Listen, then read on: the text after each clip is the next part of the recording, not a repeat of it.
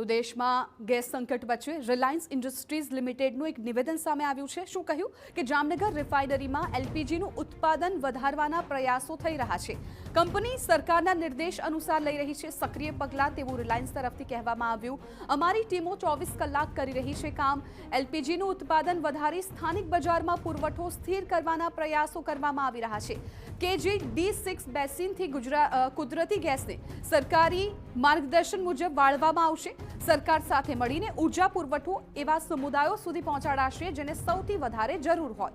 Reliance industries limited દ્વારા જણાવાયું છે કે જામનગર રિફાઇનરી કે જે દુનિયાની સૌથી મોટી એકીકૃત રિફાઇનરિંગ હબ છે, ત્યાં એલપીજીનું ઉત્પાદન વધારવા સતત પ્રયાસો થઈ રહ્યા છે, જેથી સ્થાનિક બજારમાં સ્થિર અને વિશ્વસનીય પુરવઠાને સુનિશ્ચિત કરી શકાય। તો કેજી D6 બેસિનમાંથી ઉત્પન્ન થતા કુદરતી ગેસને સરકારના માર્ગદર્શન અને ઉર્જા પ્રાથમિકતાને આધારે જરૂરિયાતવાળા ક્ષેત્રોમાં પૂરો પડાશે।